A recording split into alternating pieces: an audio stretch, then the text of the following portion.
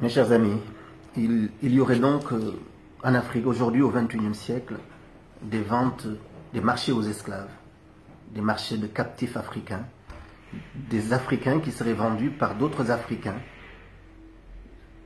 aux enchères. Il y aurait donc aujourd'hui au XXIe siècle, en terre africaine, ces images d'une violence terrible. Nous avons été nombreux à regarder et à voir et à revoir même pour vérifier leur véracité dans l'époque où nous sommes, où les fake news sont très importants, à vérifier qu'en Afrique, nous pouvions encore abriter des monstres d'une telle engeance. Ces images sont extrêmement glaçantes.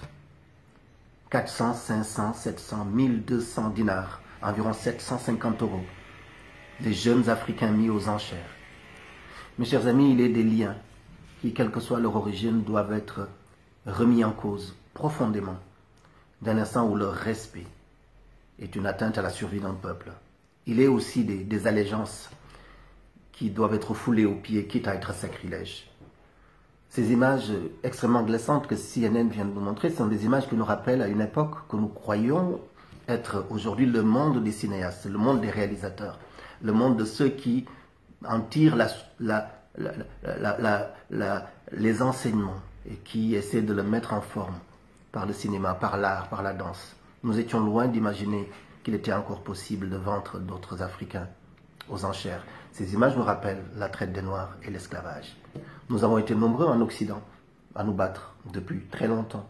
Que nous soyons blancs, noirs, citoyens, tout simplement, nous nous sommes battus pour que le sacrifice de ces millions d'Africains contraints à aller fructifier les plantations en Amérique, contraints à venir donner de leur force, de leur intelligence, de leur être pour la prospérité de l'Occident et de l'Europe. Nous avons été nombreux à nous battre pour que ce sacrifice ne soit pas vain, pour que non seulement que ce sacrifice soit reconnu, mais qu'il soit réparé. Et nous sommes aujourd'hui à une époque où, en Occident, nous avons réussi à ce que cette reconnaissance puisse être effective, au moins dans la commémoration, dans le souvenir, dans la transmission. Dans la plupart des grandes villes européennes aujourd'hui, des villes du monde, ce travail de mémoire, ce devoir de mémoire est fait. Bien évidemment, des questions restent à être résolues, mais ce travail de mémoire est fait.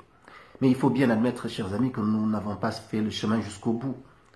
Nous ne nous sommes pas suffisamment remis en cause. Il nous faut maintenant être justes. Le vieux monde que nous avons eu à combattre et que nous continuons de combattre n'est pas seulement un monde occidental, européen, c'est un monde mondialisé. Bien évidemment, il faut continuer à refuser les simplifications, à refuser les falsifications, à refuser la guerre des mémoires. Mais pour autant, d'où s'origine finalement que dans les pays arabes, on puisse mettre en esclavage des Africains? Ça vient de la traite et de l'esclavage transsaharien. Les réseaux, les routes par lesquelles aujourd'hui ces Africains que nous avons vus, les routes par lesquelles ils traversent, ce sont les mêmes routes par lesquelles leurs ancêtres du 7e au 20e siècle sont passés. Il n'y a dans ces pays arabes et pays africains aucun travail de mémoire qui est fait sur la traite des Noirs et l'esclavage. On n'en tire aucun enseignement. On a encore aujourd'hui, au XXIe siècle, un racisme et des discriminations extrêmement tenaces dans les pays d'Afrique du Nord, du Maghreb, sous influence arabe, mais aussi dans les pays arabes. Des racismes et des discriminations extrêmement tenaces vis-à-vis des Africains et des Noirs. Et bien évidemment, il faut aller à la genèse pour comprendre ces racismes et ces discriminations. Et malheureusement, ce n'est pas fait. Nous n'avons pas fait ce travail-là jusqu'au bout. Et il urge aujourd'hui que nous le fassions. Nous ne pouvons pas seulement nous limiter à être en Europe et à agir pour que l'Europe puisse assumer ses responsabilités vis-à-vis de nous et vis-à-vis des méfaits et des crimes qu'elle a pu commettre par le passé. Nous devons aussi apporter ce combat-là dans les pays d'Afrique du Nord, mais aussi dans les pays arabes. C'est une urgence. Nous ne pouvons pas nous contenter de déplorer et de passer à la prochaine image, à la prochaine vidéo qu'on nous passera.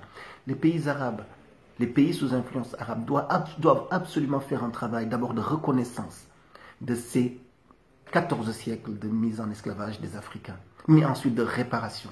Cela est une nécessité. Et c'est pour ça que je m'adresse à vous, pour que nous puissions ensemble œuvrer pour combattre ces injustices et ces inégalités qui continuent encore d'exister dans ces pays.